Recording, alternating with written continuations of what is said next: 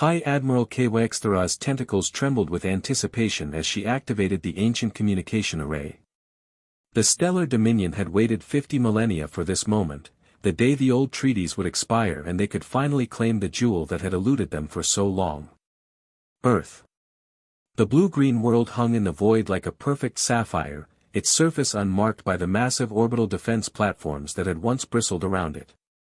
Those had been dismantled centuries ago as part of the Great Armistice. The humans had agreed to limit their military presence to their homeworld in exchange for peace across the galaxy. 50,000 years of peace. 50,000 years of the Dominion growing stronger while humanity remained confined to a single world. Activate the transmission, Kwexthara commanded.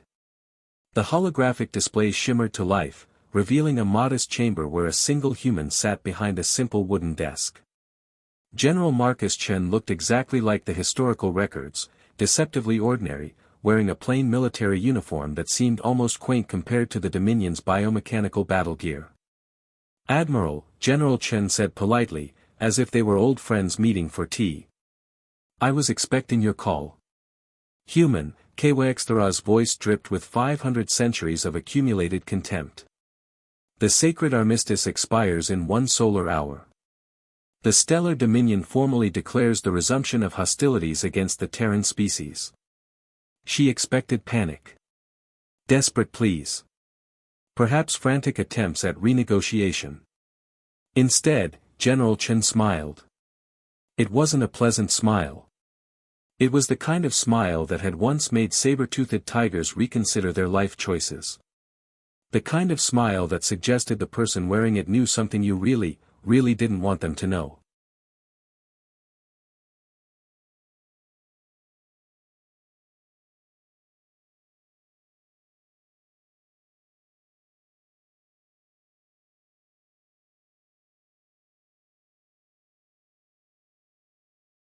"You know," Chen said conversationally, "we've been wondering when you'd finally work up the courage to call."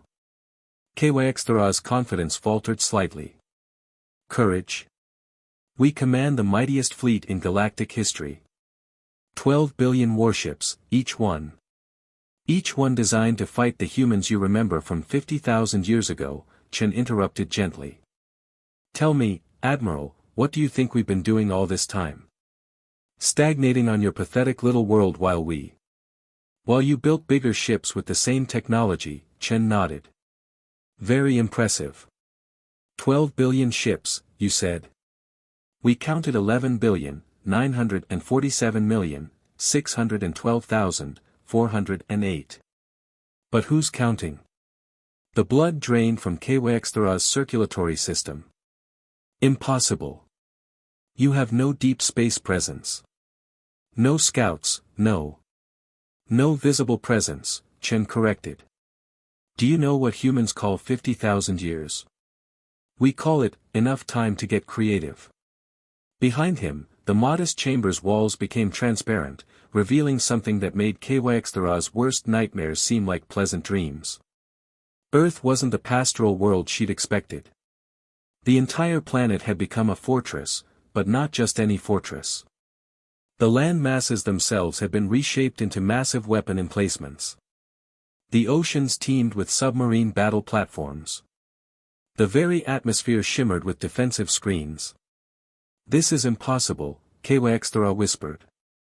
"The Armistice prohibited expansion beyond Earth," Chen agreed. "It said nothing about improving Earth itself. Did you really think a species that conquered their own world through pure stubbornness would spend 50 millennia sitting idle?" Alarms began blaring across the Dominion fleet as their sensors detected energy signatures that shouldn't exist. "Not around, process information at quantum speeds. Every human on Earth is now what you might call a super soldier," Chen explained. 50,000 years of guided evolution tends to have that effect. Kwexthara's mandibles clicked in terror. What do you want?" Chen's smile became almost gentle. "Want? Nothing.